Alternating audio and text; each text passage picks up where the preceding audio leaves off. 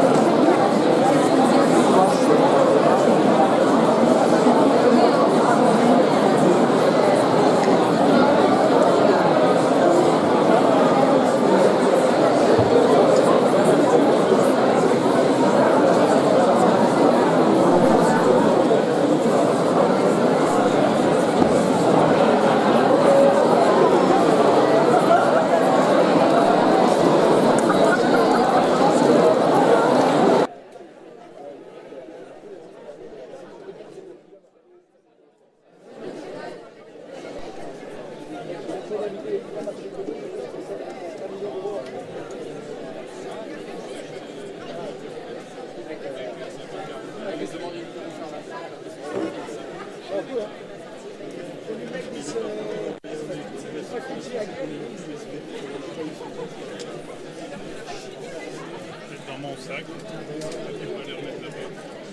Ça fonctionne? Ça fonctionne? Oui, ça fonctionne bien.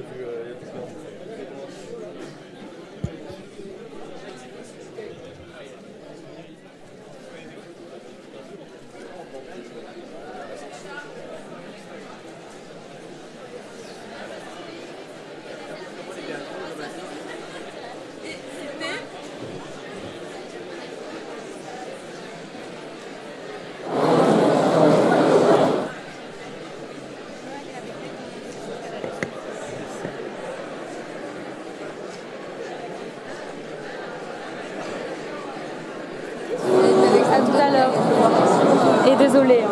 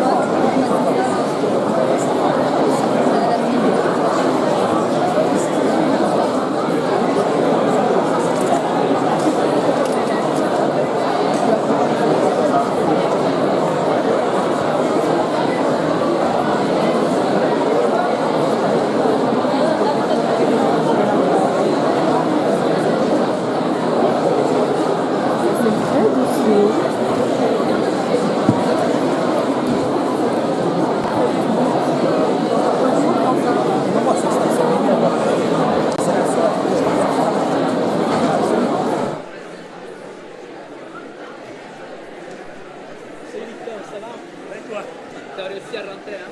Ça a fait beaucoup de kilomètres. C'est Raph qui m'envoie. Merci, Victor.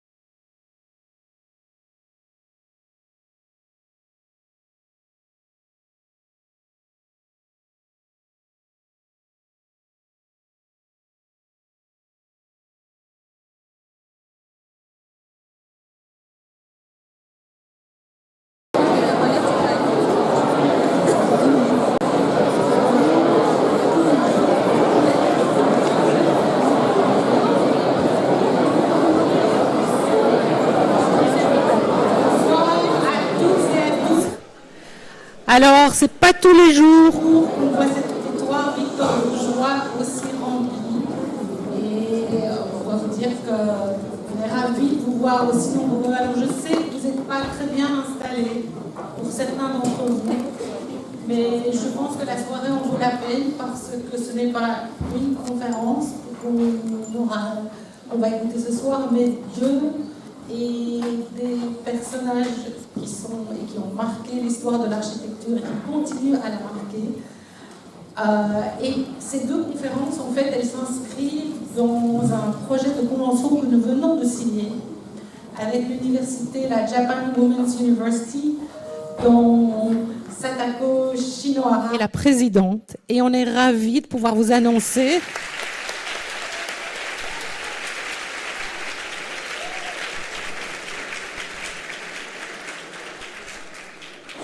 qu'à partir de l'année prochaine, deux étudiants pourront aller au Japon, à la Japan Women's University, dans le cadre d'un Erasmus, et nous recevrons deux étudiants du Japon pour suivre et partager nos cours. Voilà. Alors, je ne vais pas présenter les deux intervenants ce soir, c'est Salvatore John qui va le faire, mais peut-être juste vous dire que, en fait, Madame Shinohara et Monsieur Kengokuma partagent la passion de l'architecture, mais ils sont aussi mari et femme, et pourtant leur pratique d'architecture est différente. Et c'est différente, voilà, au niveau des échelles, au niveau des préoccupations, mais elles se rejoignent sur de nombreux points. Voilà. Alors merci à vous et je vais passer la parole à Salvatore.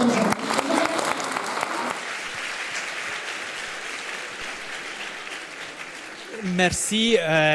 Je passe à l'anglais, switch to English, so I think is good for our guests tonight. And I want just like to introduce very quickly the two lectures of tonight. The first one of Satoru Shinohara, who is the president of the Japanese Women University, will be on shared living in Tokyo for creating community. You will see that he's like on this very important topic of housing, of living together, of like creating a sense of commonalities, of sharing, and of networking between different spaces. We will see that it's like there is like this kind of scientific, empirical reading of data to understand actually like the changes that happened in the last century, to understand how to answer, to try to answer to this big issue that is living today and especially living together today. So this is like the first lecture of Professor Satoru Shinohara, who is an architect and runs his own practice called Spatial Design Studio. There is one of the issue of Japanese architects, which is on Japanese women in architecture. Sometimes we have this idea that Japanese women is only represented by one or two architects that you might know. But actually there is like a long history of more than 120 years of women in architecture that have done incredible projects. And today we will have this opportunity to see this wonderful presentation. So thank you very much to welcome Satoru Shinohara. And then like the second lecture will be about architecture and environment. It's about this idea of connecting architecture and nature. And the second lecture, you will see like these are maybe 25 years of 30 years of practice of Professor Kengokuma. And so I think that these two aspects, one linked to the act of living and one linked to the public architecture, will be covered tonight. So thank you very much to welcome our guests. I'm very proud to be here today. As you know, I spent like 7 years in Japan, and for me, the fact that we are linking like Brussels and Tokyo, Belgium and Japan is really something fantastic. So thank you very much for being here, so many tonight, and please welcome with an applause like the lecturer of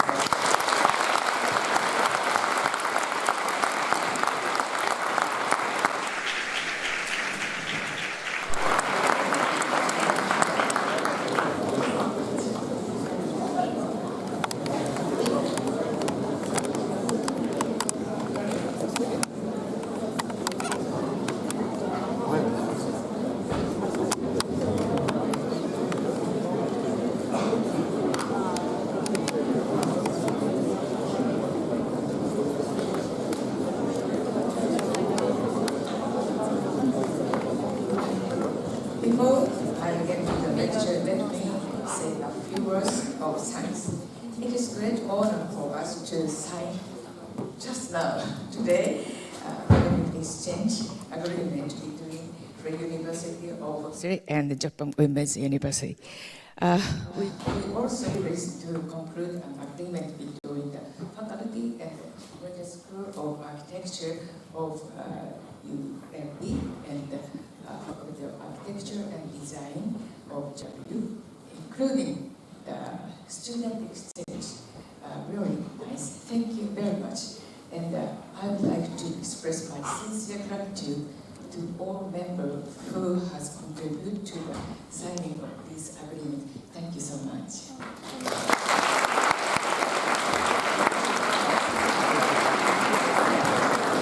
And today, Dr. Shall living in Tokyo for creating community.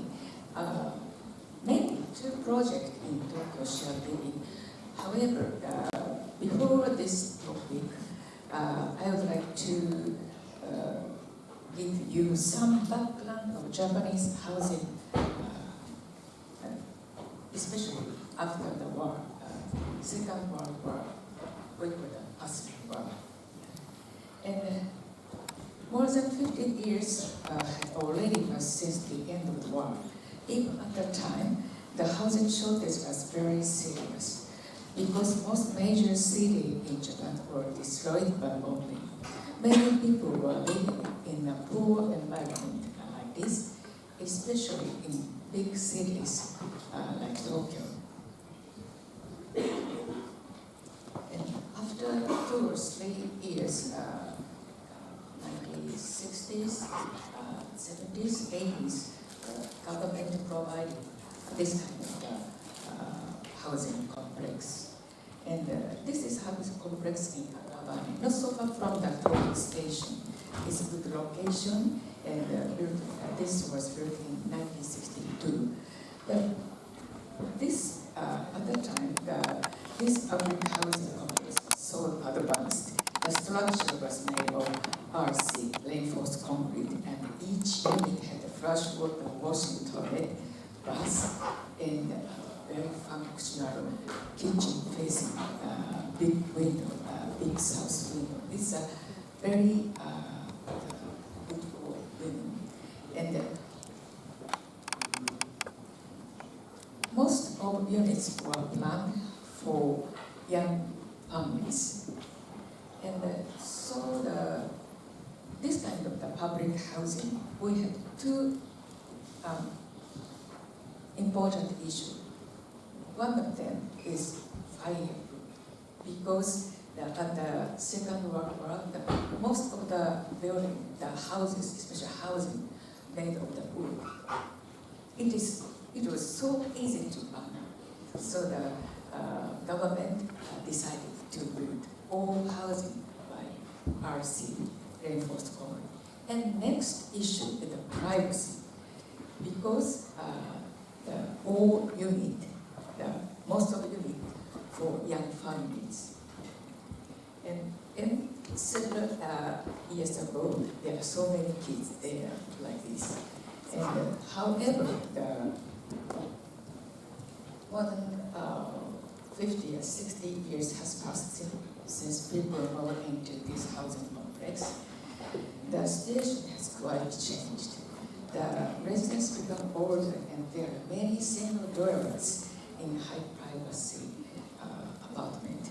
The traditional Japanese house made of wood, and only club, basically no wall.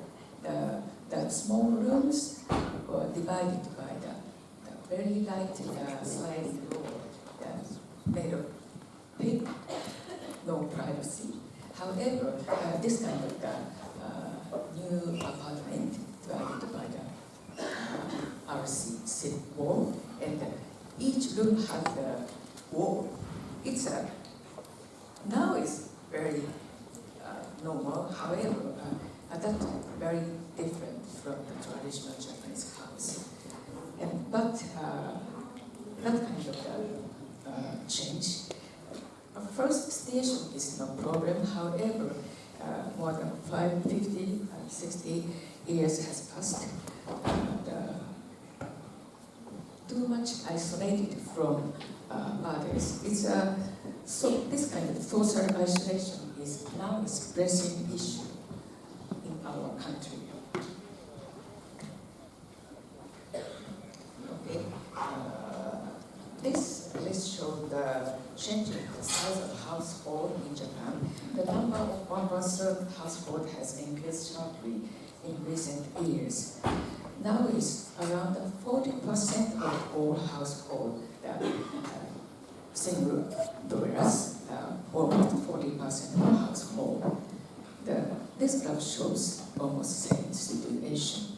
And the next one, more serious. And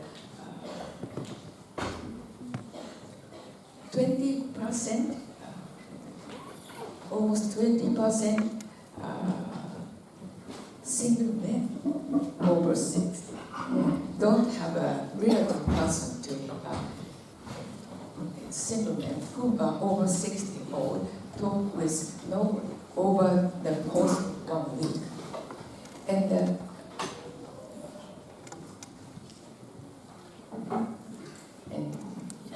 20% of single men over 60 years don't have a relative person to help them when they are in trouble.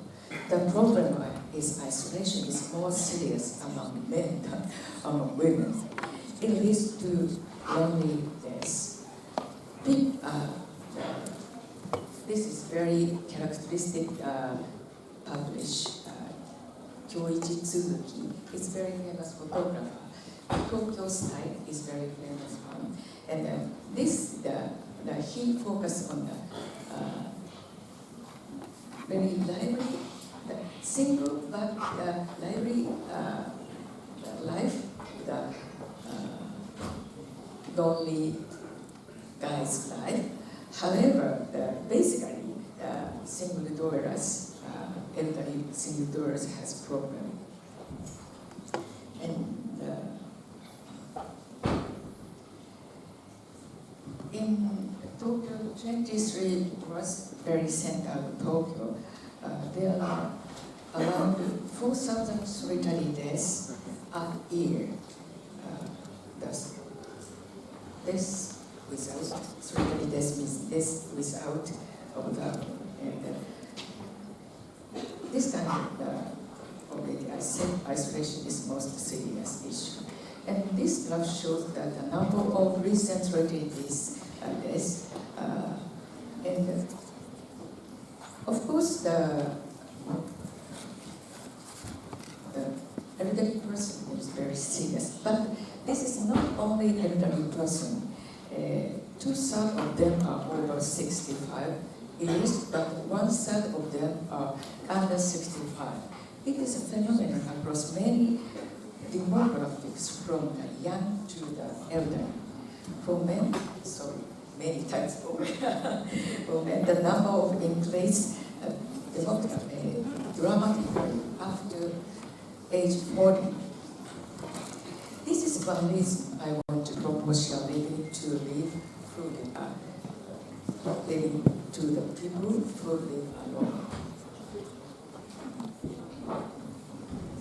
In recent 10 years, I researched about East Asian new housing, the new outbreak homes. Because from 60 to 80 or 2000, many public housing were provided by public sector, especially in East Asia. And Tokyo is this one. This is very now is no tatami room, no washitsu, but not so. Almost 10 years ago, I picked up this program, but no tatami room, but not so different size and arrangement of the program and the Seoul and the Taipei, and the size is so different as it's a little short. However, not only the size,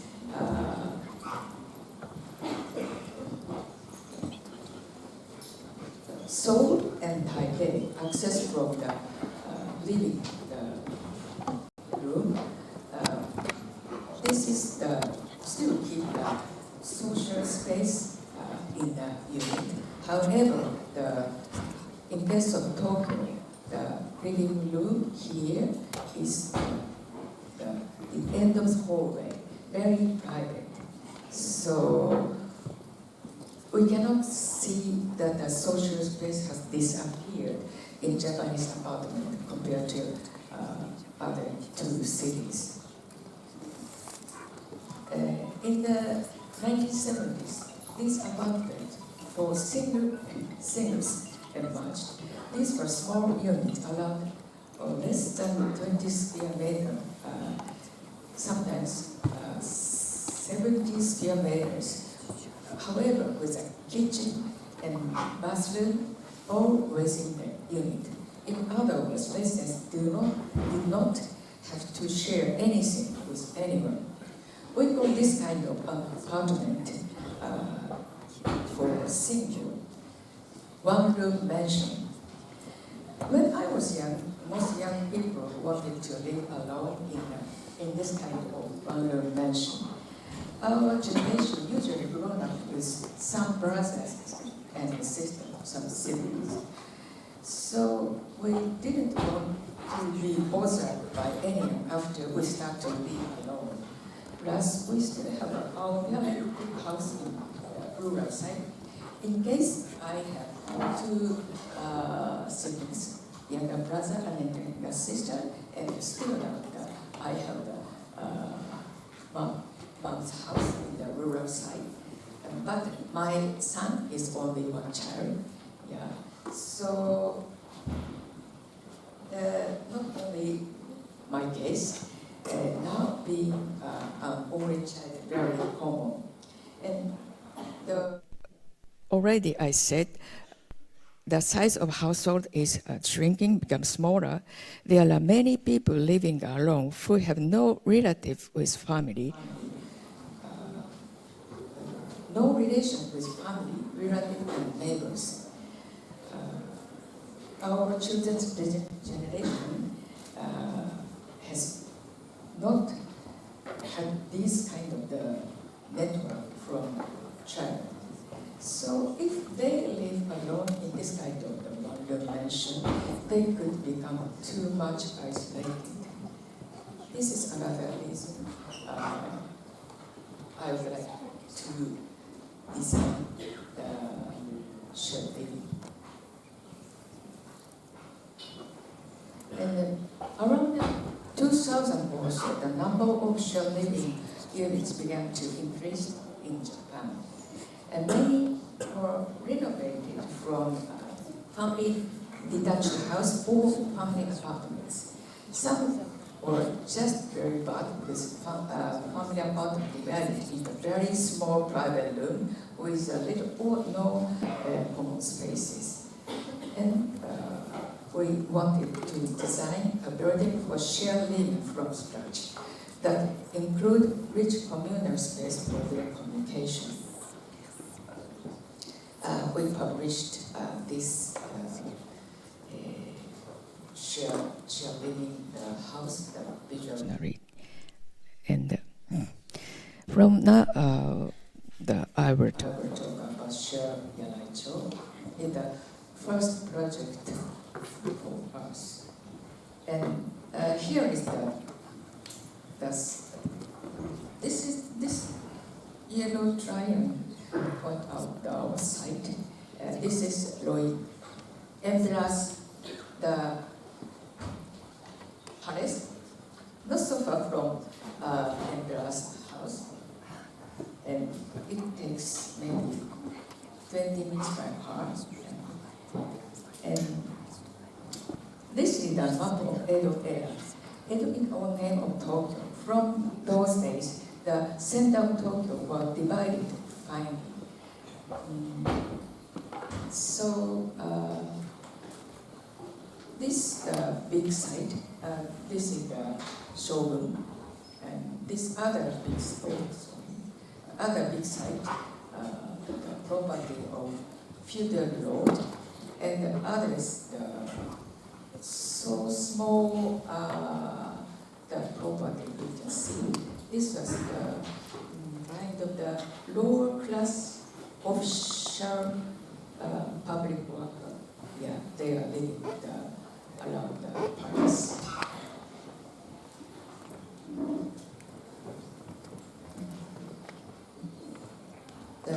This is current situation. This is the site is in downtown Tokyo, but in this residential area, you can see so many small houses here. Because no matter how small the house is, Japanese like Italian is there. We made many plans for this small site. Finally, I decided to make a shared living. Because after various investigations, I researched. There's so many research before this shared living. I was convinced that the new shared living would be accepted by Live Alone. And another reason, if we choose these two apartment or townhouse plan, we had to prepare 6 kitchen, 6 bathroom, the 6 clothes. We have to prepare more money for building. Is another reason. And the shared living is more sustainable plan. And this is a program and essential. At first, we make a large box. This is 6 meter and height is 10 meter and depth is 12 meter. This is the large box. The meter height is the limit of this area because this is residential area. And I made a large box and I put small box in a large one with 6 meter gaps between them. Are effective in protecting the privacy between rooms, and these gaps connect the each common spaces. No matter where the residents are, they feel the whole scale of this large box. This is not our work. And this is a picture of row house in Edo. Edo is the name of the Tokyo. And even at that time, there were so many small houses in downtown Edo. People who are living in row house were sharing the common space. You can see shrine, well, toilet, and garbage. And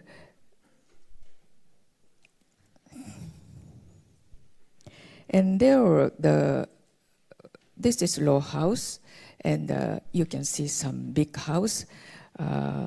There are big merchant houses were facing the big street.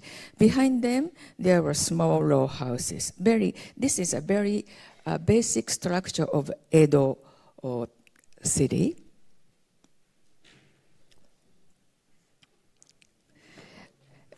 The people who live in Nagaya, small row house, they were sharing not only spaces, they could communicate and help each other through sharing common spaces.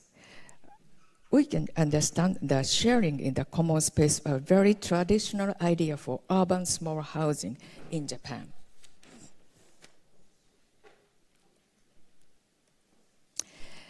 This is a facade for shared yaraicho. You can see the inspiration from printing factory clearly.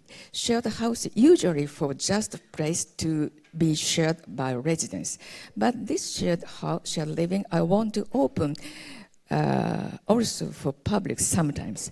This is why we pick soft material for facade. This is the printing company facade. I like it a lot because we can hear the sound of the factory or the conversation from inside. Sometimes even we can see through what's happening inside. I like this kind of feeling. This area is basically residential, but the next area is filming this kind of the printing pantry. And then if you want to enter this house, first you must slide the zipper of the tent. This is entrance hall and the workshop. This space is considered as outside in the building code. I want to make a space to be an interface between inside and outside. You can see all house when you stand in this space. Also, you can see some plywood here, the plywood here, and the residents were making the furniture by themselves. This is an old farmer's house, Doma. Doma is an entrance hall and a workshop, traditionally with a special earthen soil floor. Of course, this is farmer's house. The sunny day, they working outside. However, on the rainy days, people gather this space and work here. In this big restaurant, big kitchen, people cook together. This space is used for various activities, and it is shared by people. This space has a high level redundancy, the bigger than other room, and basically empty and high level redundancy in that it is usually used for various purposes. This space motivates us in our design of entrance hall in Shea Yaraicho. And in the entrance hall of Shea Yaraicho, ladies are making a table and some other furniture by themselves. Yeah, it's like a factory. And this is a shoes box also made by the residents, and this is this is a signboard.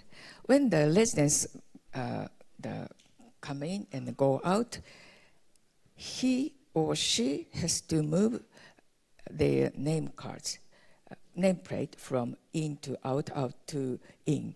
It's a minimum the information, but they have to share this kind of the information. This is a 6-meter gap.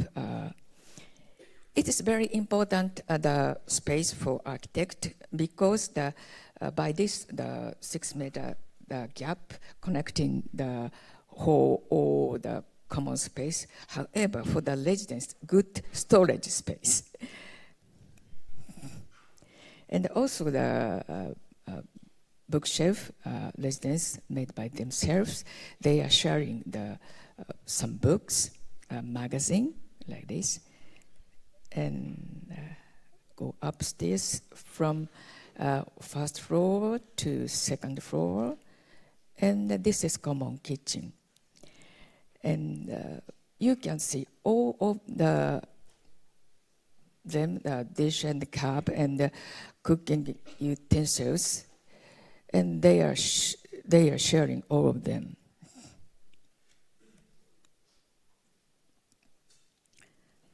This is a living room, and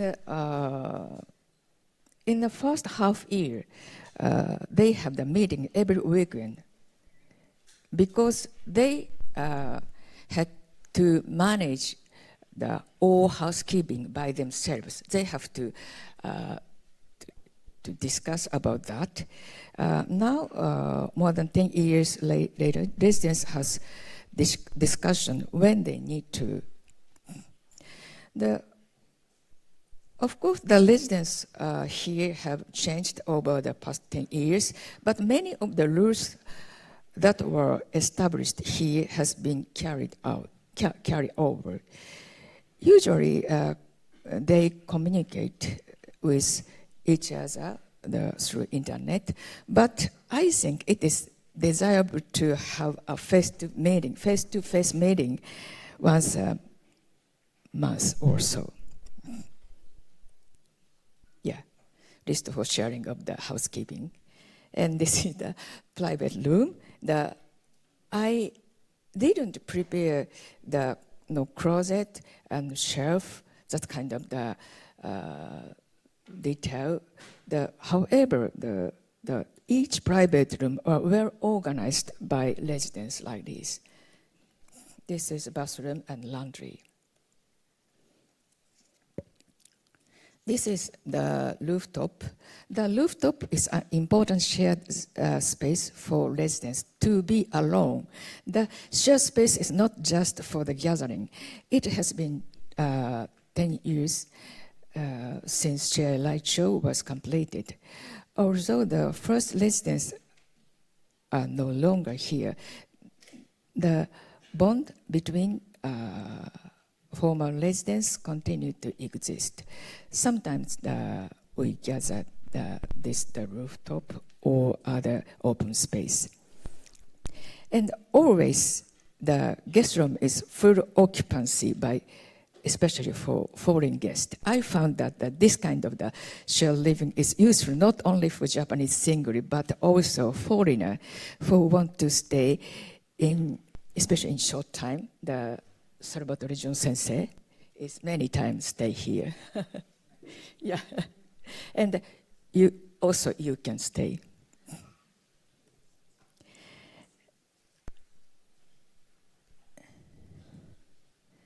Okay, this picture shows the entrance halls were used as the small lecture event, and before the pandemic of the COVID-19, once a month or once in the 2 months, the small lecture event we held, and. This picture shows that the entrance hall was used at the boutique of the young fashion designer. It actually gives having the characteristic and the open space that people from outside also come to the house. It is actually give the good atmosphere to the residence community. When unrelated people are living together, I believe that the open common space is useful to make better community.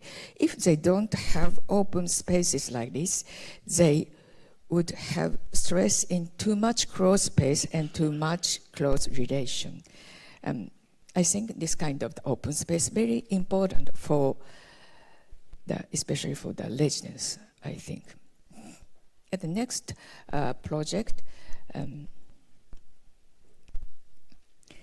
I have been wondering if it would be possible to connect shared living with the local community. But the first one is very the residential area. The 6 or 7 people, young people are gathering, start to live. At that time, the original residents, for original residents, that kind of the people seems to be strange group. So not easy to connect the shared living community to local community. And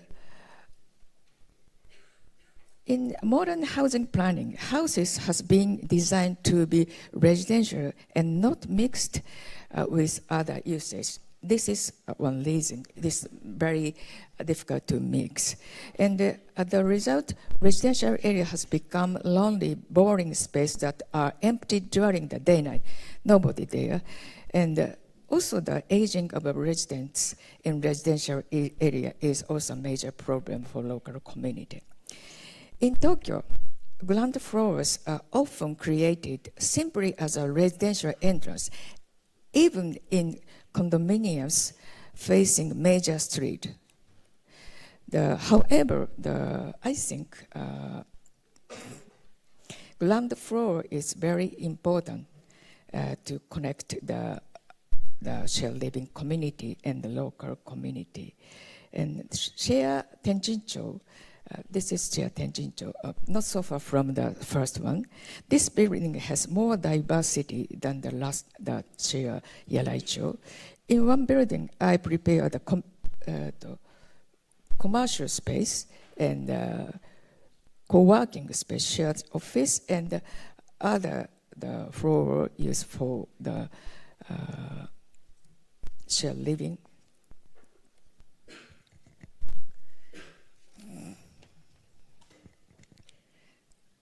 This is also the quite small property, and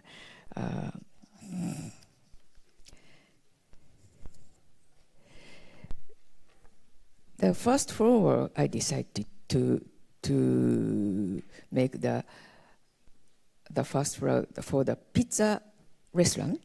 The ground floor has almost 2 stories, and because anyone can drop by casually in such a place, and second floor co-working space, and this co-working space can be used both the residents and paying visitors.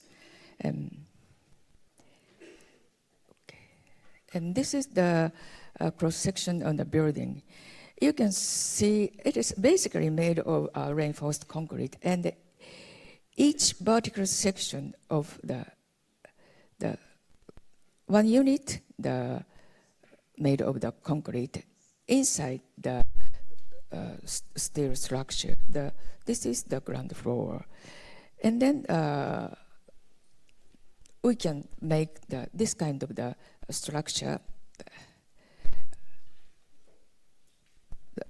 We can make the unique section, and if I want to renovate,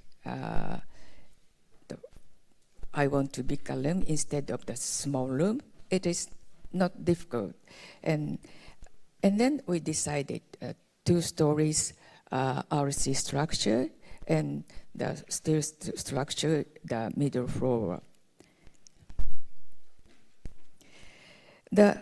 Also, in this project, the balcony is very important. The balcony on all floors are connected by narrow stairs, which are not only for evacuation, but also to create a vertical alley. I call a vertical alley that creates a relationship between the floor, which otherwise would be inaccessible to each other. In ordinary Japanese condominium, you cannot feel the presence, the lively feeling of residents' lives from the street. This is, of course, important for the privacy. However, it makes the view of the city boring. Just the building is a side of this one. We cannot feel anything from the unit. In this shared living, they shared Tenjincho, the rush green balcony, protect the privacy of the residents, but also give, I think, a good feeling to the cities. Okay. This project, I collaborate with my son. At that time, he was working in New York. I sent the first sketch with narrow ladder to my son, and then he sent this picture to me. Certainly, there are similar views in New York City, so many. However, but the shared Tenjincho staircase could be more involved in people's daily life. This is the pizza restaurant. If there is the good weather, we can make the big opening by sliding the door like this. And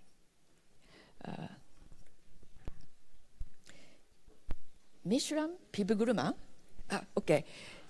This is a very characteristic pizza, and the restaurant had a Michelin People Gourmand, good, nice taste and good cost performance. If you have a chance to come to Tokyo, please try this one. This is wedding party, and he and she met at this shared Chendicho, and then they hold a wedding party at the pizza restaurant, ladies. This is co-working space.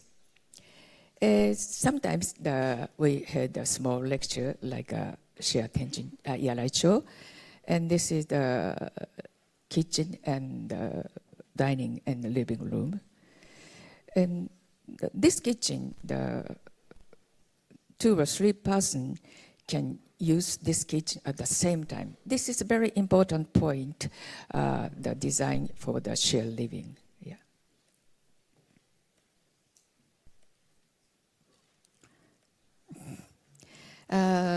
This is a very basic floor divided by the small rooms, but this is a little bit wider, the kind of the hallway, but a small shared space in each floors like this.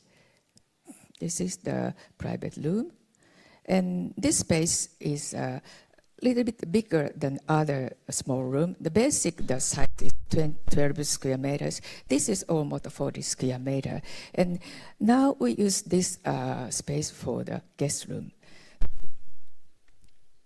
This is a bathroom floor, and this is very characteristic point. You can see the sauna is the very characteristic point of this shared living. This is the rooftop.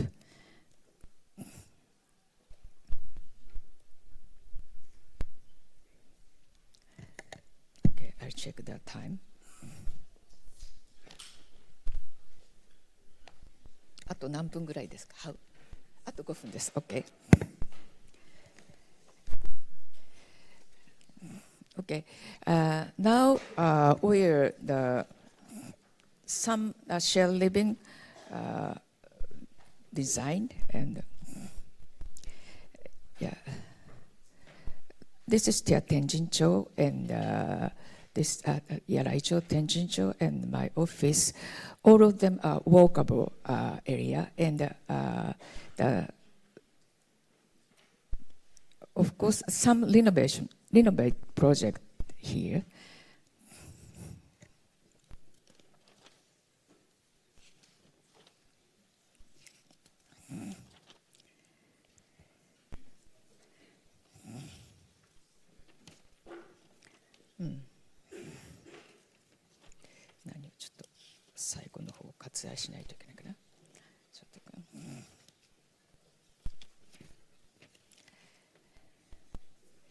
We have shared several other projects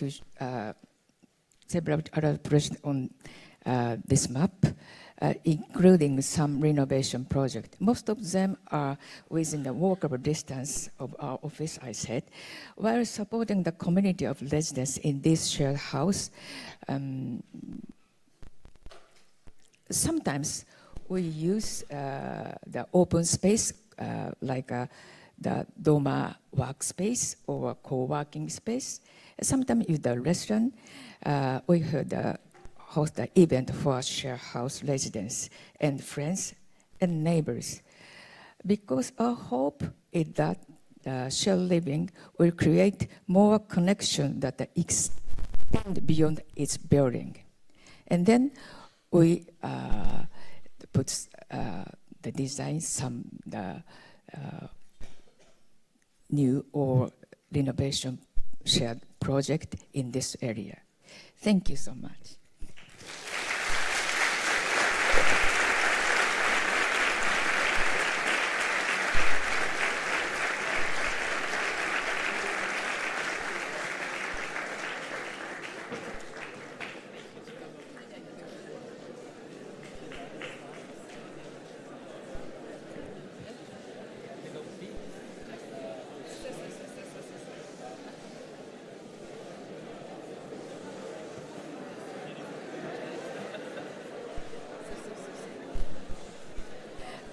I prepared some. I'm sorry, but I've just asked because I need a presentation just to do a very quick slideshow maybe of other projects. Thank you.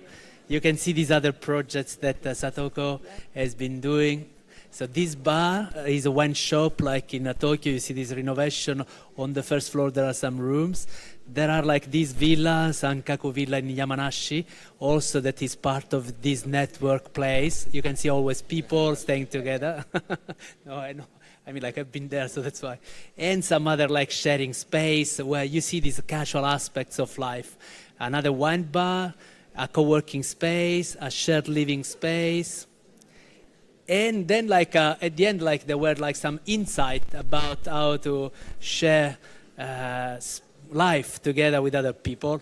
But anyway, I hope this is one of the first episodes of like this exchange that we're going to do with like a university. So thank you again, Satoko. Thank you very much.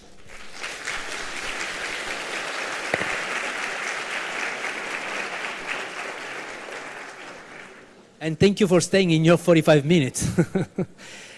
Okay, so we are going like to the presentation of Professor Kengo Kuma. It will be about, as I introduced before, about architecture and environment. This is the stage is to you. Thank you very much. Yeah, thank you, SJ. For okay. Okay, good. Okay, today, after Satoko, I want to talk about some practices, and I want to start. Bigger? Okay. I want to start from this as a small museum. It's a Hiroshige Museum. Hiroshige is the artist of 19th century. His most famous artwork is this, and please check the layers. For him, the most important thing is the layers between environment and humanity. The first layers is rain. Actually, rain is a transparent wooden structure, river, forest. And as a 4 or 5 layers super juxtaposed in this one frame. And another example is as a 5 layers is even in the forest. 1, 2, 3, 4 layers of forest trees. It's a very typical method of him. And it's very funny. There's a copy of Hiroshige by Vincent van Gogh. Actually, somebody cannot believe it. But Vincent van Gogh actually is respected Hiroshige very much, and he learned many things from Hiroshige. As Impressionism was totally influenced by Hiroshige, and it's a cultural exchange. It was very important at that time. And as another example of cultural exchange is Frank Lloyd Wright. He also respected Hiroshige very much. He wrote a book about Hiroshige. He wrote an article about Hiroshige. And the integration of green and horizontal layers and the openness, transparency, all is influenced by Hiroshige, I think. And then my Hiroshige museum is very simple. It's a very simple material. Only basically 2 materials, 3 materials. There's a wood from the forest behind, and the hall which connect the village and forest behind. This is a site plan. Hiroshige Museum, we cut the building to create this approach, connect village and mountain behind. And this mountain is used to be very important in Asia. The people's life is always relied on the natural resources of the mountain, and then people called that kind of mountain village mountain. The Sato means a village and mountains, so it's Yama, Sato Yama, the village mountains. And always they built shrine at the edge of the mountain. And the shrine is sending the strong message to the people. So without the mountain, so we cannot survive. And then they built edge of the mountain, the shrine. But in 20th century, that kind of the connection was forgotten. Because energy, before 19th century, energy came from the mountain, and every material came from the mountain, and then without the mountain they cannot survive. But in 20th century, energy came from electric companies, gas company, oil company, not from the mountain. And also material came from Canada and America, Russia, something like that. And then totally forgotten place was the mountain. And then eventually the shrine itself was abandoned. My idea is we should recover the connection with the mountain and then cut the building like that, and as an entrance from the mountainside, not from the parking. The entrance from the parking is very American idea. I don't like that kind of idea. The entrance should be connected with mountain. And finally, as the building was built by the local material, the wood from the forest and stone from the forest, again, the quarry is in the forest, and rice paper from the village. And the material of the rice papers came from mountain as well. And craftsman is a local craftsman, and local craftsman and the local material work together to create this kind of harmony. And that is, I think that is a goal of the economy of the 21st century. The beyond global economy, so we should find this kind of solution. And it's a good example of superjuxtaposition. The superjuxtaposition is showing the harmony between environment and step by step to humanity. And as I want to show that kind of layering with the very delicate, transparent detail. And in China, so we did a big challenge, because at that time, as we started this project in 1998, the environment was not a big issue. Now the Chinese government changed the policy, but at that time, totally, we are facing the different problem. And what we propose is preserve the topography and preserve the green atmosphere as can. The building can follow the topography, and material should came from the mountain behind. The bamboo and the stones. We try to use the material, the local material, as possibly as can. And in the center of the project, we designed a tea house. And the tea house is a kind of spiritual center of this project. The drinking tea means drinking nature, as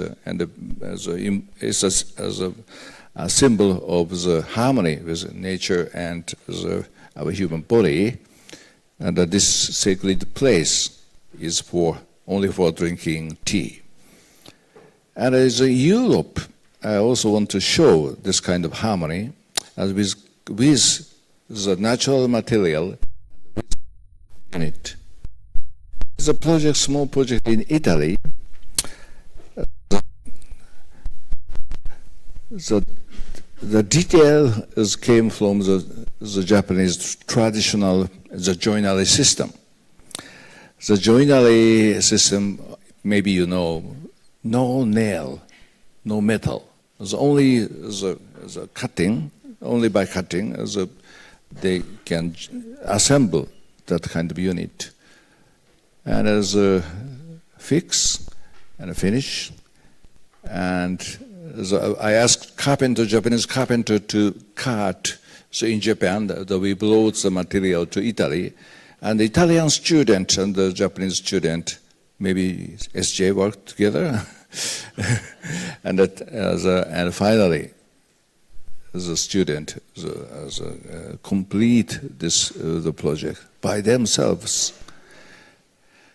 And coming back to Japan, I, as a structural engineer, tested the strengths of this system and applied this system to the bigger building. It's 10 meters high building with 3 stories, a very thin unit. The dimensions of the section of the wood is 6 centimeters by 6 centimeters. And in Japan, the edge of the wood is protected by the powders of seashell. This material is difficult to find, but they were using the seashell, powdered seashell, to protect the edge. And interior, the no column. It is in the 20th century.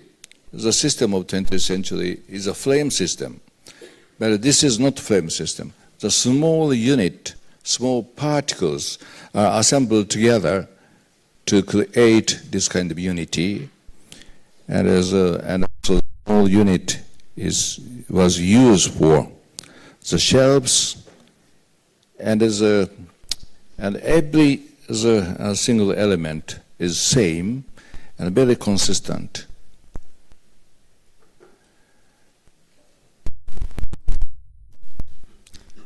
And we try to apply that kind of system to the bigger structure.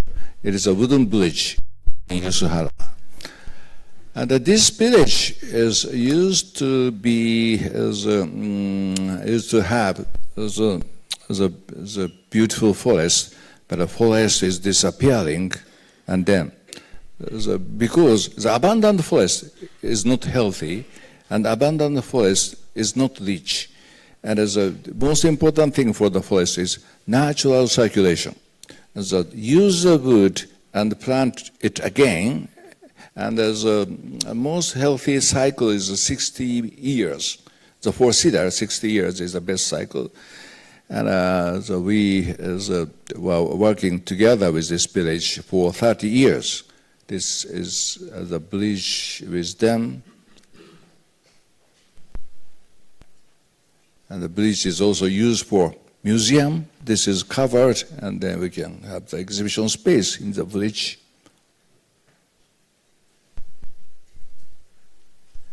And for the same village, Yasuhara village, we got a hint from this small hut.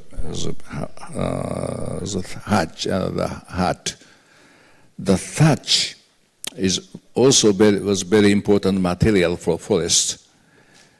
And but it also almost disappeared in Japan. So it's very, very pity for Japan that we tried to use thatch for the facade of the small hotel.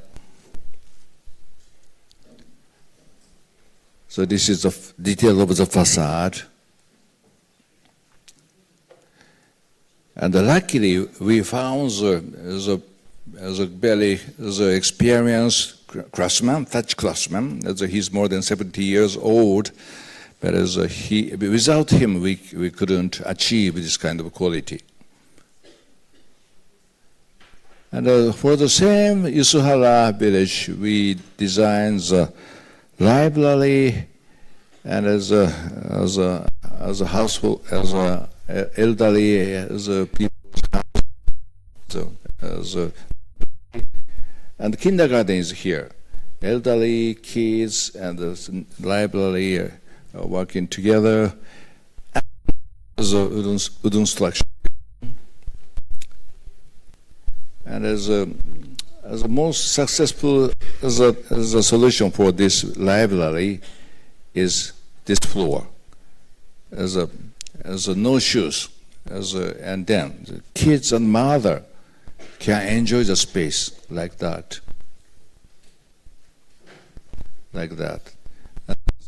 Advantage of wooden floors. And as in Japan, we have tatami floors, wooden floors without shoes. It totally can change the atmosphere of the place.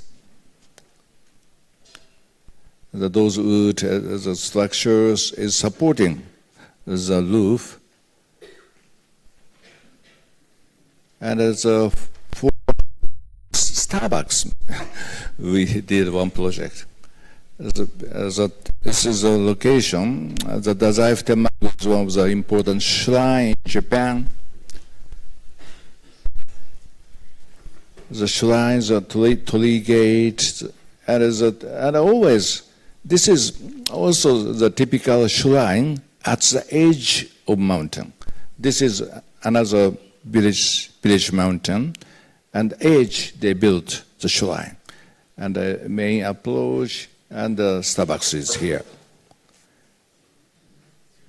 And this is wooden frame is not the decoration. This is supporting the building itself. The interior.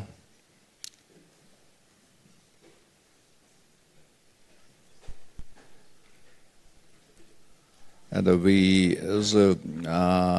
propose that this kind of collaboration with the local craftsmen is necessary for Starbucks.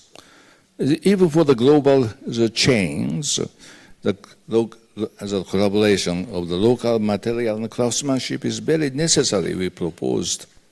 And sometimes they started to do that kind of collaboration. And in the center of Tokyo, in front of the Asakusa Shrine, Asakusa Temple, we propose this kind of as our idea is, it is a 40 meters high building, but 40 meters high building can be divided into the small wooden houses. The 7 wooden houses is stacking together and to create the intimate 7th unit. This is a rendering, and this is a reality, and we use the real wood for the facade. And unfortunately, at that time, the Japanese building code doesn't allow to use the wood for the main structure, but now the Japanese government changed the policy, and we could make this building by totally wood, but at that time, 10 years ago, it was impossible. The small theater on the top, the cafe on the top, and the national stadium is for Olympic. And again, I want to explain the context of the place. Those big forests is below the line. Even in the center of Tokyo, there exists a big shrine, and the shrine has a forest. And as the location is is close to the forest, and we try to use wood for the building in the shrine. And this is the final building. And my story is that 1964, I was at the age of 10. First Tokyo Olympic was 1964. Maybe you don't know that 1964 Olympic. But my father brought me to the Olympic Stadium. And Kenzo Tange, at that time Kenzo Tange was the hero of Japan, so he designed the concrete Olympic Stadium. I was so impressed by the beauty of his design. And that's the beginning of my career, actually. But as 2020 Olympic, so I want decided to propose totally opposite the idea. Not concrete building, the wooden building. But structure-wise, still, we need to use the steel frame, but most of the material is wood for stadium. I want to show that even for the big public building, the wood can be used. And also to use local wood can create a circulation of natural resources. And the layers is again the theme. 1, 2, 3, 4, 5 layers is the basic the concept of this the form. And integration with vegetation is important. We did use a local wild plant. As a maintenance can be minimized by using local plant. And as a hint is the 5-story temple in Nara. Amazingly, it was built 7th century. The wooden building can survive more than 1,400 years. In the competition of the stadium, there are many questions about how is the life of wood? 10 years? That's, I think, more than 1,000 years. And I prepared this slide for the interviews, and I showed this slide. Don't worry, it's 1,400 years. But I'm not so sure about it. With a good maintenance, more than 1,000 years. And another as a point of this building is semi-outdoor space. As after COVID, as a semi-outdoor space is getting more important than before. As enclosed space is not so healthy. As everybody got understand the problem of enclosed space. And instead of enclosed space, air-conditioned space. So we want to propose semi-outdoor space as possible as can. And this is semi-outdoor public space. And it is open to public.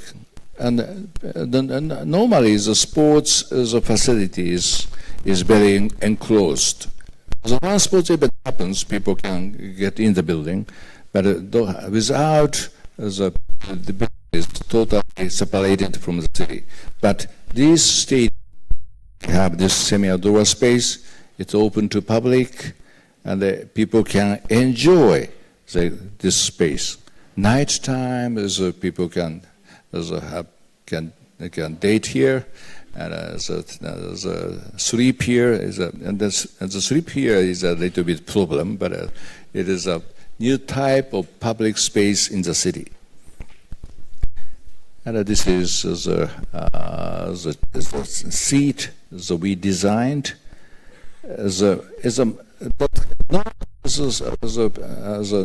No people is here, but looks like people. It's a magic of this design. And every time as Olympic, in the Olympic, the basic principle is no people in the stadium, people in the gymnasium, but looks like full people. And this solution can fit the building of the few kids as a problem.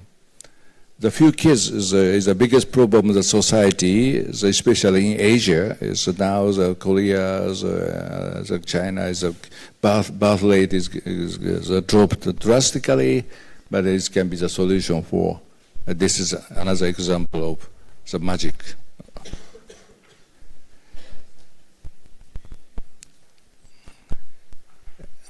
And as in Europe, we also propose that kind of natural materials, the semi-outdoor space, layering, the same. It is a project in France, the Besançon. What we propose here is this kind of engawa space. As a semi-outdoor space, we call engawa in Japan.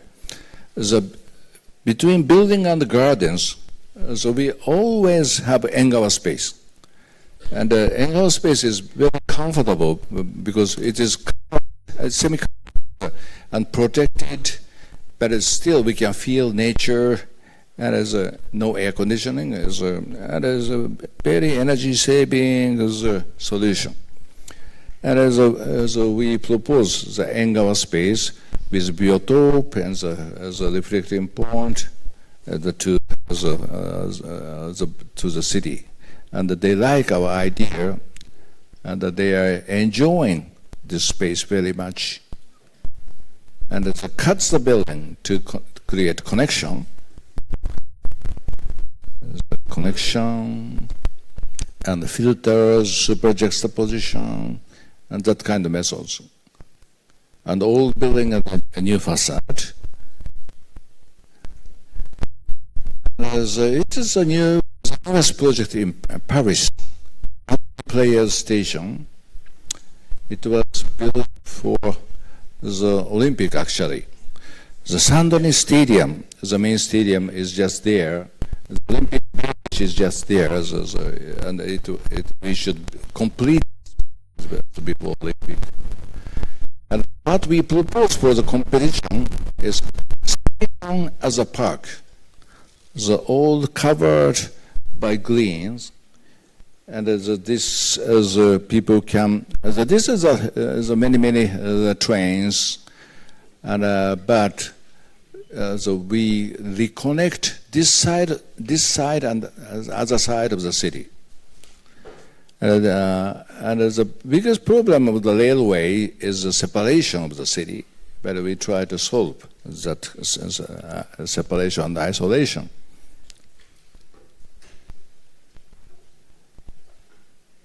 As this is showing the connection between this side and that side.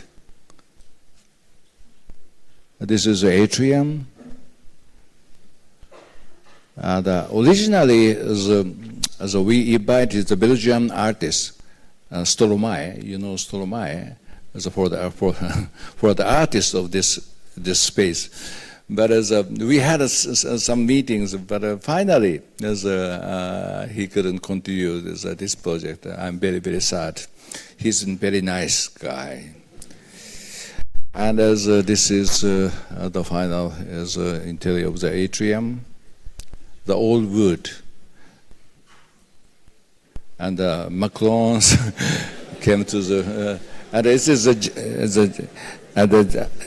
June 24.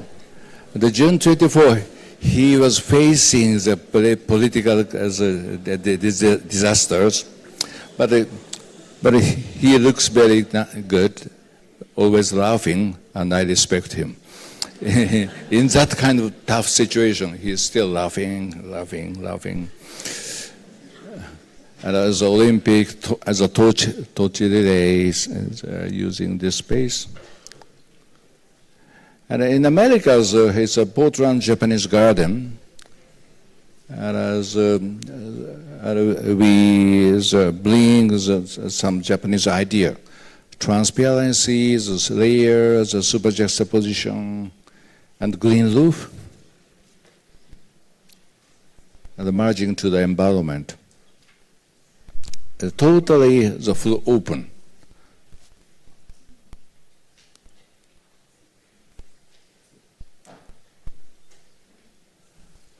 And the Victoria Albert Museum in Dundee, Scotland, is another example of use.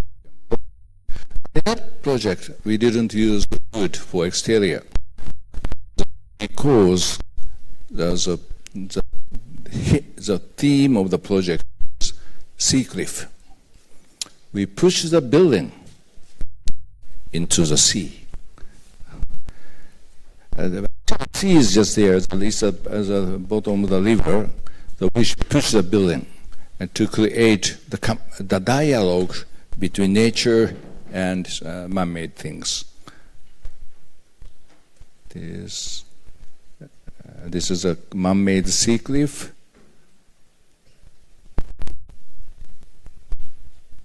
and as a man-made cave, as a which connect as a nature and the city again. The Museum same as Besançon project is a man-made cave. And the interiors, we try to create warm space as possible as can. And our concept is living room for the city. The community likes that idea very much, and they do use this as a concept for the tote bag and for the catalog of the museum. And finally they came to the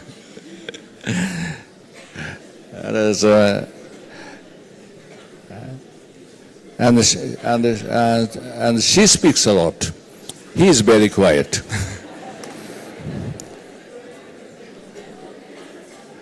And Andersen Museum is in Denmark. Is a model. So we try to merge the building into the city. The city is Odense, is not a big city, no skyscrapers, so we try to push the building as possible as can.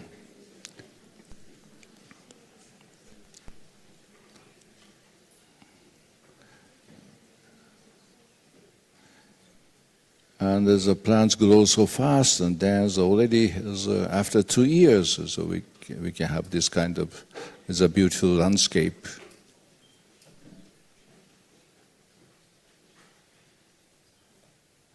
And another Danish project is this. And in the center of the city, as we want to create a park. It's a sports center, but we are designing this sports center as a park connected with canal.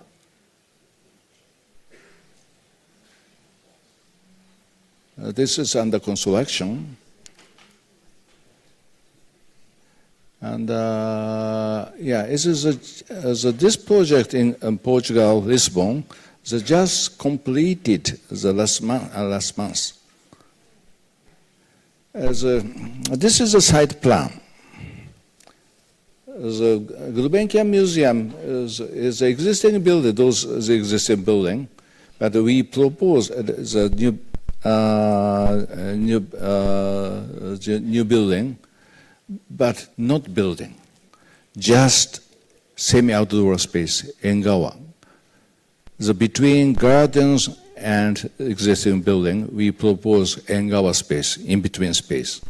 And underground, some exhibition spaces, but protagonist of the project is Engawa and public plaza. The museum was totally enclosed, but they opened the south part of the museum to have the public plaza.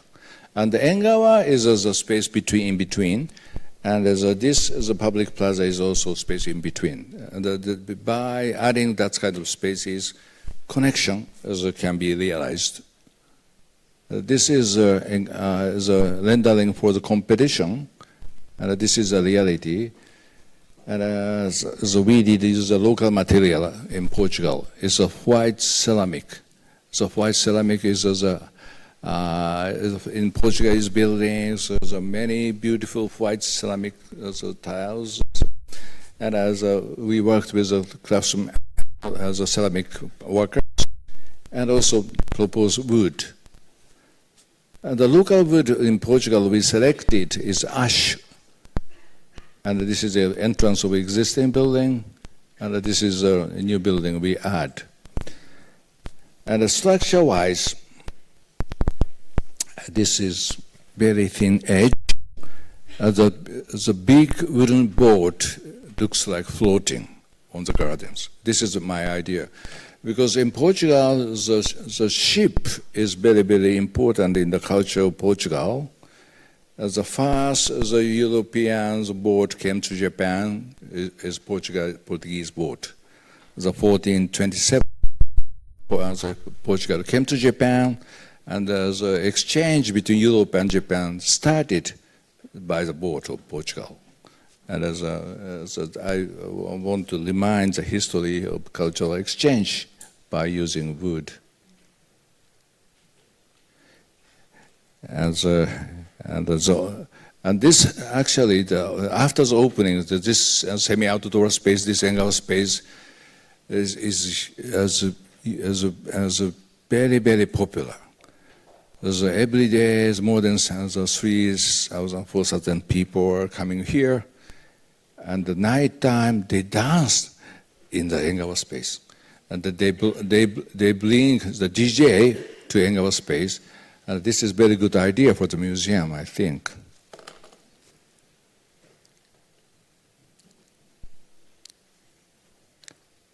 This is interiors of the existing building. This shows the concept of hangar very well. And the interior and the exterior, the basement and the exterior, the hangar space is connected like that. And in Singapore, the doing this kind of landscape design. Founders Memorial is a very important monument of Singapore. Founders is Lee Kuan Yew, the founders of Singapore. And by the international competitions, most of the competitors submit the very monumental sculptural building. But instead, we propose the park. And the building and the park is totally integrated, and we are selected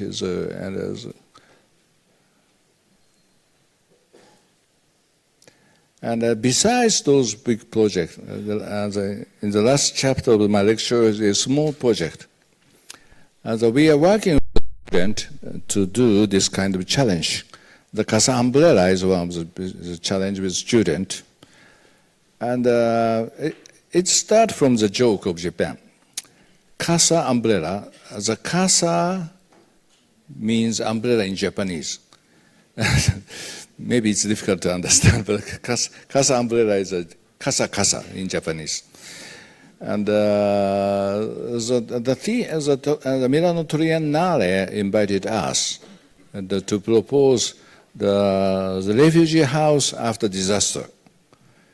And our idea is, if we can carry the special umbrella, the 15 umbrella can be assembled to make one pavilion. This is a rendering, and this is the umbrella we designed. It's a very unique, fashionable umbrella. And the 15 students gathers and make this umbrella. SJ was working for this. Next fun. And the interior is very comfortable. And structurally, this is, the Buckminster flower dome, but it is a kind of go beyond flower dome. Flower dome has a flame system, but this umbrella has a tensibility system, the tension and the compression working together. And then this kind of the tiny flame can support the whole pavilion. Entrance, detail, and after drinking together with student,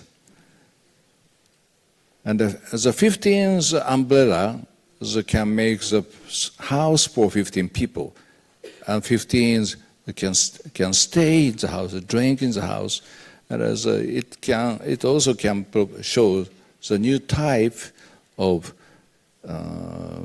nomadic lifestyle. And the water branch is another challenge with the student. We got a hint from polytank. The polytank is a very smart system, I felt. In the construction site, the workers are using this kind of polytank, put water sometimes to make it heavy material. And sometimes the water can flow. And that kind of liquidity is very helpful to create a new type of building. The home delivery is the New York, as a MoMA, as the exhibition's title, that we propose this one. This is a special polytank we designed, and there's with the two bulbs,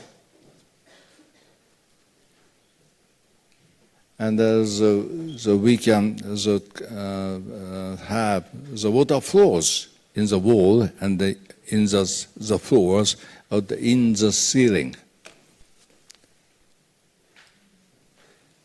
It shows the waters. And this is a system. And this is a heat collector, and the hot water is produced here and flowing in the house. And the heat collector is here, water is always circulating in the house. And the student made this house by themselves. They are enjoying the construction system. And this is a completion. And the interior. The one single unit can be the material for kitchen, bed, and the table and everything. And also the no air conditioning, because water can change the temperature, and it's a new system, we believe. And this is a kind of experimental project, but this project is a real project with a very compact unit.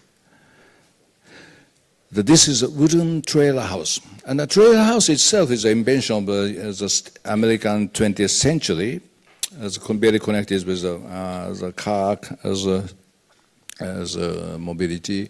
But this is not 20th century. This is for 21st century. It is a wooden trailer house with this kind of nomadic lifestyle. And we are carrying this in the city, and as a park, the trailer is as a vacant space, and open the restaurant. And we don't need building permission, because this is movable. And but there's only constraints. It's only 6 months we can open the restaurant. And actually, after the 6 months of the restaurants, this trailer house moved to Tohoku, the up north area. The Tohoku was devastated by tsunami. The devastated the city, the Minami Sanriku, asked to move this trailer house to Minami Sanriku. And then they are working Minami Sanriku 6 months and going to Hokkaido, further north, Hokkaido. So Hokkaido, the Tokyo University has experimental facilities in Hokkaido, and they are using this as a bar in the eco village. And then finally they moved to south, as Okayama. And there's one single trailer house has a 4-5 story. And I think it's a new type of architectural design, it's a new type of lifestyle. And that today, as I'm showing that kind of new ideas, but in the last work I show you today is a wood block, the tsumiki.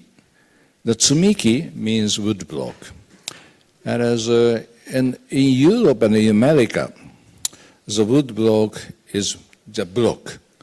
it is related with masonry structure, brick and stone, the stackings of that kind of heavy material. But in Japan, the idea is totally opposite. Light material, the weaving the light material, it can create transparent light structure. And so we worked with Ryuichi Sakamoto, musician, and he is working for the NPO named More Trees. And he also feel that the Japanese forest should be recovered. And we designed together to find a solution. Wooden block, but totally opposite from the European idea. And our solutions is this. Very light and very thin, but strong enough for wooden block. It can show a new type of the construction system. And today, so I talk about the importance of the semi-outdoor space, open to public, open to nature, connected with the natures. And that kind of connection can be realized by this kind of new structure system, the woven system, not stacking system. And the structure and the design and lifestyle can be reconnected. And this is the final, the conclusion of today. Thank you very much.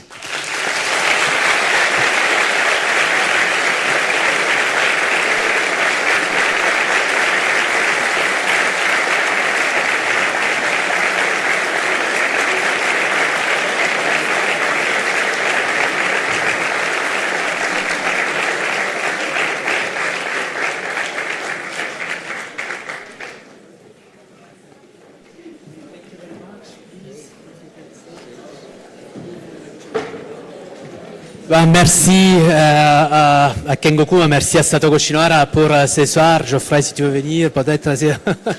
Alors là, on ne va pas encore rallonger beaucoup parce que je pense qu'on a déjà vu vraiment de présentations magnifiques. Kengo et Satoko, pour eux, ils sont un peu jet-lagués, donc il y a un décalage horaire. Pour eux, c'est genre à 4 heures du matin. Donc, eux, ils ont parlé, c'est 4 heures du matin. Nous, on a écouté, c'est presque 8 heures. Bon, vous pouvez imaginer qu'ils sont fatigués. Mais pour conclure, je pense que c'est important, non, prendre peut-être quelques questions. Si vous avez des questions, c'est le moment de le faire. Moi, la chose qui est récente de cette présentation, c'est que nous avons vraiment vu l'échelle du logement, de l'habitat, et après nous avons vu cette grande échelle aussi d'une architecture publique. Donc, s'il y a des questions, on va les prendre. Je ne sais pas s'il y a quelqu'un qui veut poser une question. Peut-être on peut recommencer, Geoffrey, si tu veux, viens t'installer, on discute un peu avec Kengo et Satoko. Ah, il y a une question. Silence, s'il vous plaît. Je sais que peut-être vous êtes fatigué, c'est déjà 20 heures, mais on va vous écouter clair. Merci. Thank you for your very nice presentation. It was really, really interesting. I have a question for Professor Shinohara. Your share house. You explained first that people are getting old, and the problem is with the people being alone and lonely. But your share house, it's only young people we saw in the picture. So do you prepare some projects for elderly people as well? It's important point. And the first one, the share Yaraicho, now from middle of 20 to middle of 50 are living there. But other share living only for young people. From now, I try to more the design for the mixed generation, not easy. But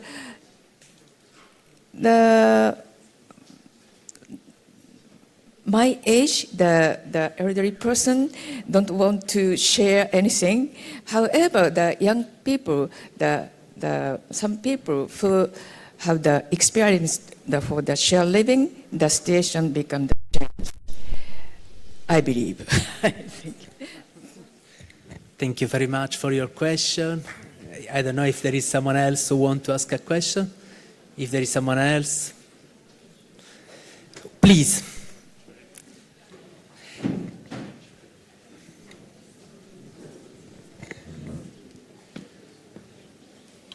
Hi, thank you for your lecture.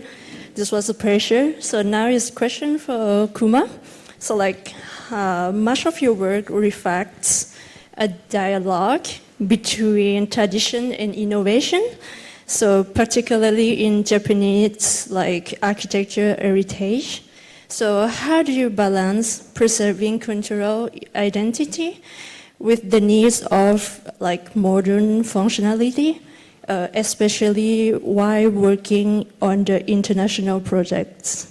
Yes, this is a good point. In Japan, historically, after Second World War, we had two schools in architectural design. And one school is modernism, Kenzo Tange, Isozaki, Kurokawa, Ando, Ito-san, that kind of modernism school. And another school is a kind of traditionalist, some designs by traditionalists is not bad, but it's a two schools hating each other, criticizing each other. It's a totally big separation. Whereas I don't like that kind of separation is not fruitful at all, I think. And then I try to connect those to the trend. And maybe the good thing for us is we have the many fallen stops. Maybe 60% of our stuff is foreigners, 40% Japanese, 60% foreigners, and including the alumni is your school. The Tekla, we have some alumni of the school, and this is a kind of diversity of staffs can change the atmospheres totally. And we have many interesting discussion about tradition, but the discussion with that kind of diversity is different from discussion between Japanese. The Japanese is basically very shy, and is very inclusive, exclusive, but with the whole like SJs, we have a very free discussion, and as a modernism, as a tradition, we can learn many things from tradition, but also as a tradition can be the constraints of the contemporary designs. And then I propose to have the diversity and very horizontal the human relationship. The Japanese system is basically very vertical. The boss is on the top, second boss, third boss, fourth boss. That kind of vertical system is good for keeping the tradition. But if we try to combine tradition as a contemporary system, we should stop that kind of diverse vertical system. And so that is the secret of our system. Okay?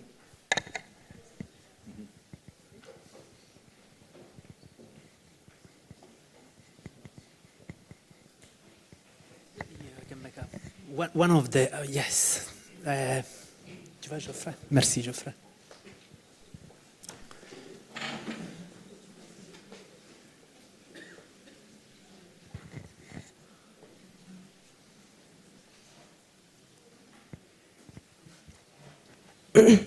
Thank you. Thank you for your lecture. So I have a question for Kengo Kuma. Do you have architectural references coming from other architects or projects during the conception phase of a project? We we are very open to learn from the other architects. Today, I showed one example, Frank Lloyd Wright. The Frank Lloyd Wright, Frank Lloyd Wright, he came to Japan very often, and he learned many things from Japan.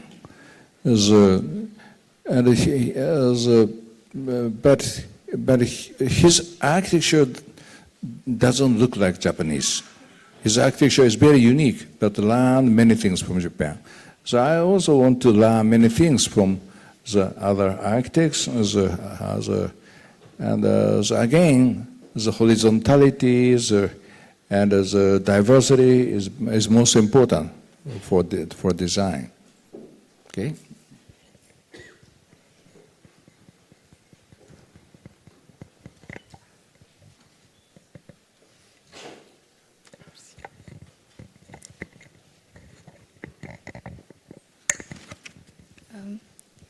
I have a question for Mrs. Shinohara. In the share project in Tenjincho, there was a shared bathroom for everybody in the house. I was asking because in Europe it's something that's very private usually, and I was wondering if in Japan it's different. Can we share this space?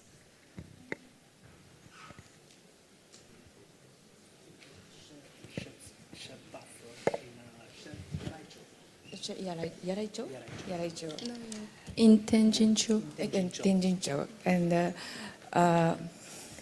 traditionally, and the Nagaya in Edo era, is they are sharing the kitchen is each unit has, but the toilet and where and others are sharing. And before the war, the Second World War, and even at the time, the young people are sharing the kitchen and no bathroom. They had to go to the public baths. And in our Tokyo, still now so many public baths. The sharing is more normal than now, and but in share living, and each room, the only 12 square meters, each room, no bathroom or the kitchen, only the private room, it's like a bedroom, but with the key, and the private room had the privacy, others, but the others, the kitchen and bathroom and the living room, they have to share.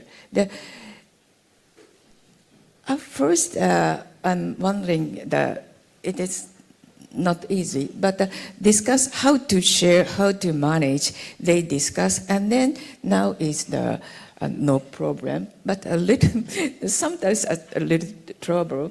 So, and then face-to-face meeting is so important. Normally, I already said through the internet communicate. We use a line.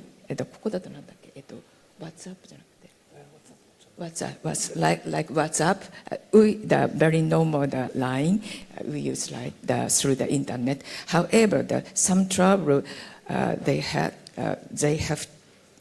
We strongly recommend the face-to-face meeting, and then now is almost no problem, I believe.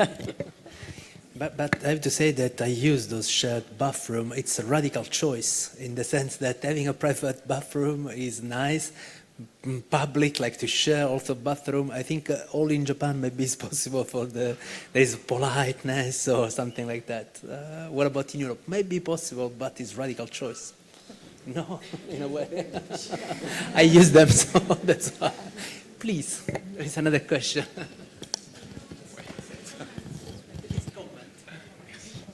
In Japan, they have a tradition of public baths and public onsen, which is the natural spring water, hot water.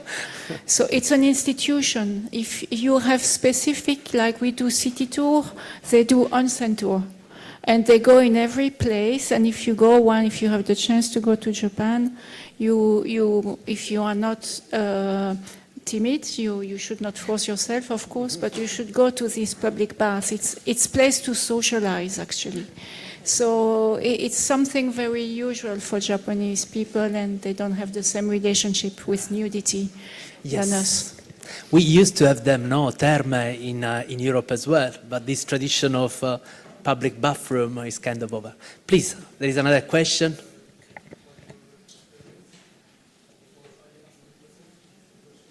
We cannot hear you. If you can switch on the mic.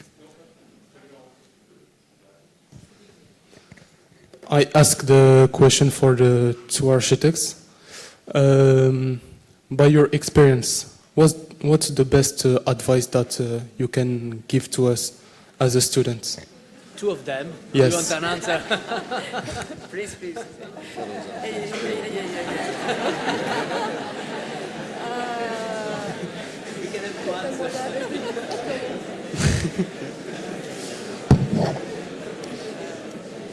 Je sais pas.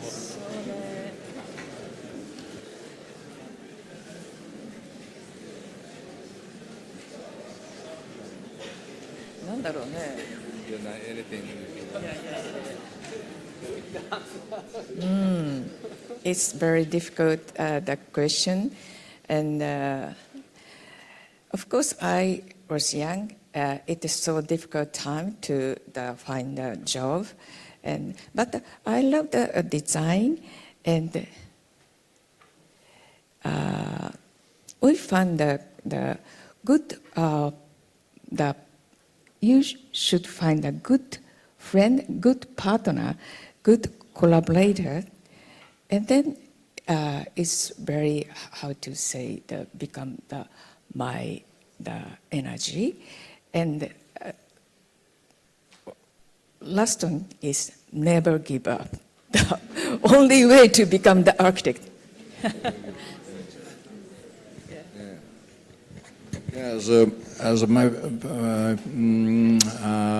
From my experience to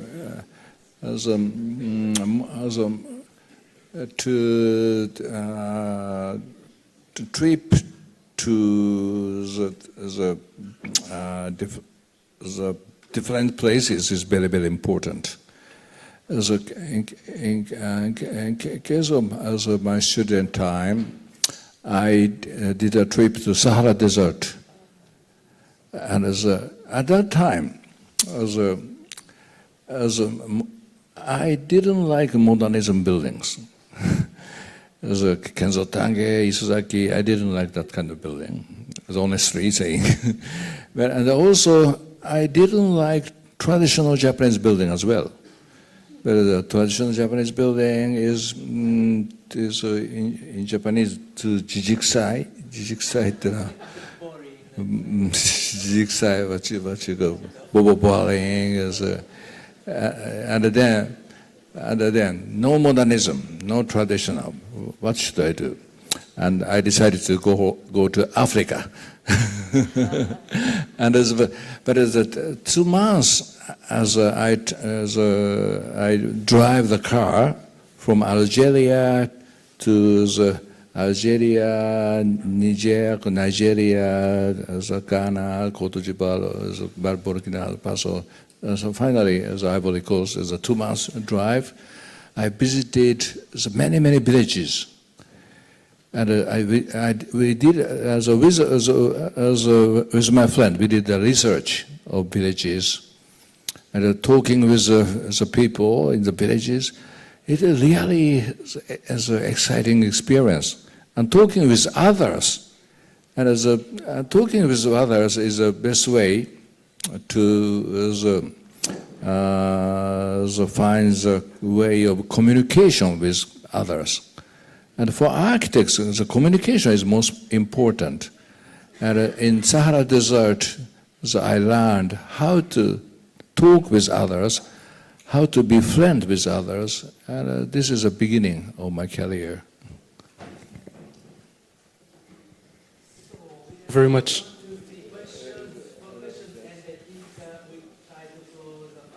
That's three.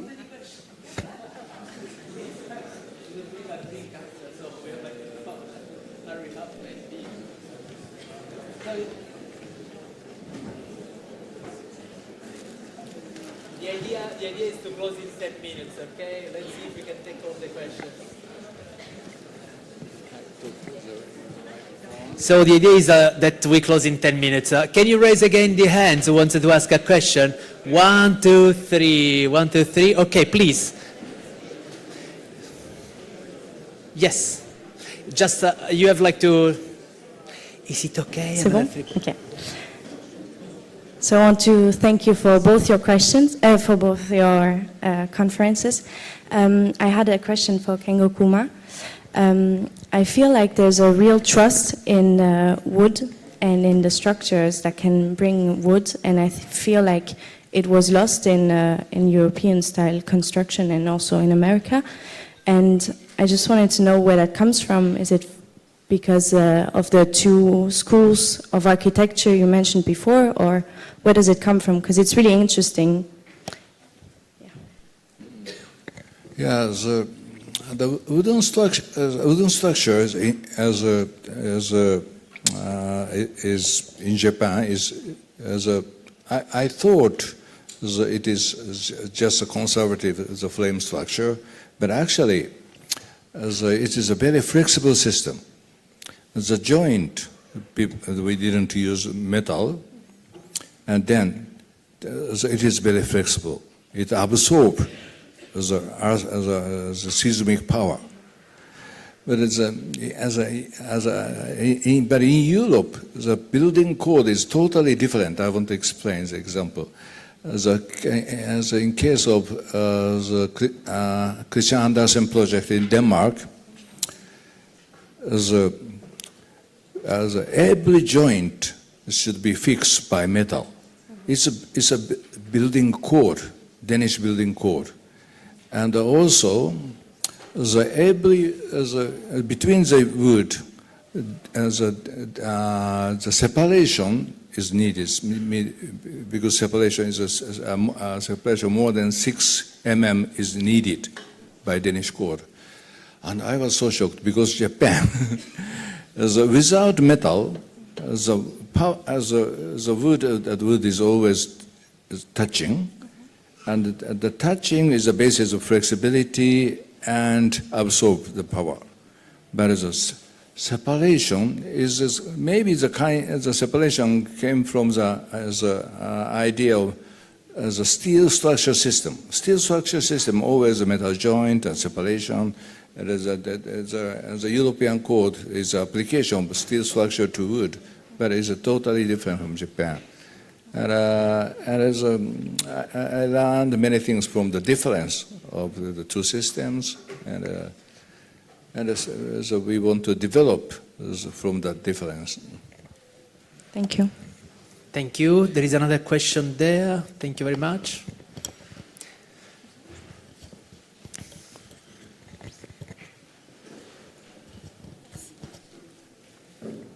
I wanted to ask to Kengo Kuma, because in the presentation you had mentioned that wood had been used for more than 1,000 years before in like temples and pagodas, and I wanted to know if the practice or the technique or the type of wood has significantly changed since then, or if in Japan it has been able to be well preserved.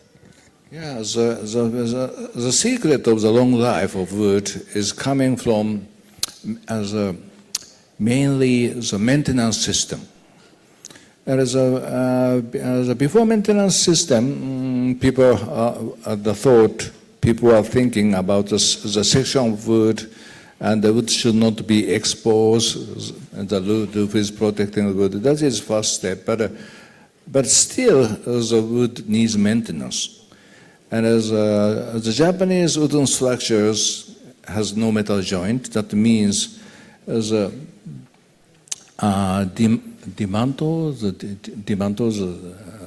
take apart, dismantle is very, very easy. If we have the metal joint, dismantle is not easy. But always thinking about how to dismantle it and replace it. And there's all this wooden building, as I showed you today, is a 7th century building, but most of the wood are already replaced. And because if some part is damaged, it is easily replaced. And as some scholars checked how many percent is original, but very few percent is original. And then it is the magic of that system. And in futures, we should think about that kind of replacement. And as our human body is same, as every cell is always replaced. And some doctors also calculated how many percent is replaced, and every year is more than 20% replaced, something like that. It is we can learn that from our system. Okay. Thank you. Yes, but I think before you there was another one, and I don't know if there was, but I think we just we get the last two, okay? And maybe before you there was like another two people, if you don't mind. But there will be a drink, so you can ask the question. You have a nice question. Is it nicer of the others?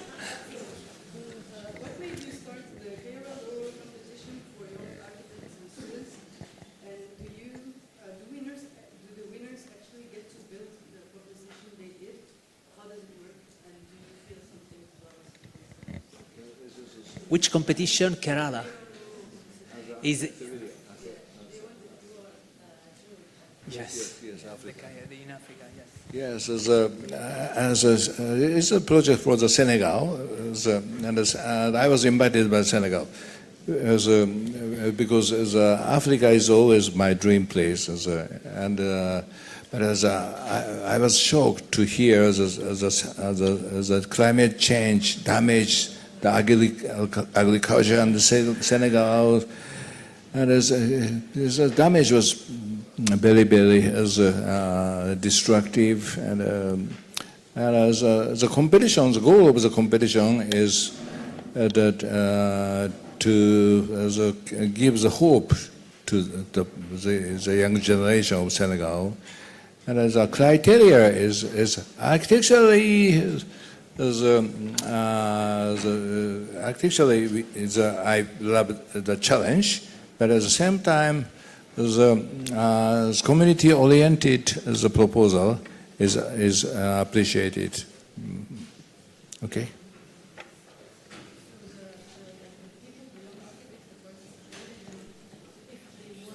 Yeah, if they want, so basically, the winners can realize the project. Yes. Directly with them. Directly with them. It's fine. Thank you very much. Okay, I think maybe is the last one. Who wants to ask the last one? There was like someone. Okay. Can you hear me? Okay. Thanks again for coming. And I had a question for both of you. We could see how clear it was how important local materials were used in your buildings. And I was wondering, do recycled materials have the same importance, or do they have their place during construction? I don't know if the question was clear. Materials. Yes. Materials is important for both of you. What about recycled materials? Yeah, recycled materials is also very, very important. And today, I don't show the recycled material, but we often do the research about the recycle. And yeah, the interesting the recycled material is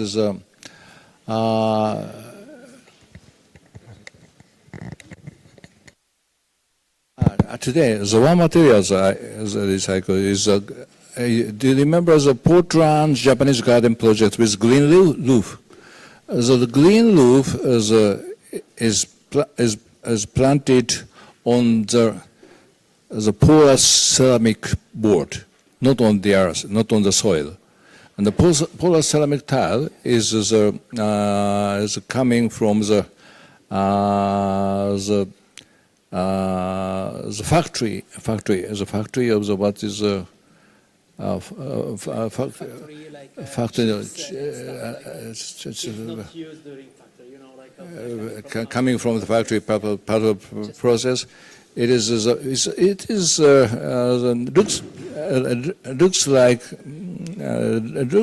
like the soil, but it's coming from the factories. And it's a strong material, just 2 centimeter thickness. It grows on the 2 centimeters as a recycled material. Okay? I think, I don't know if you want to answer about recycled materials or if we end here, we end here. Thank you very much.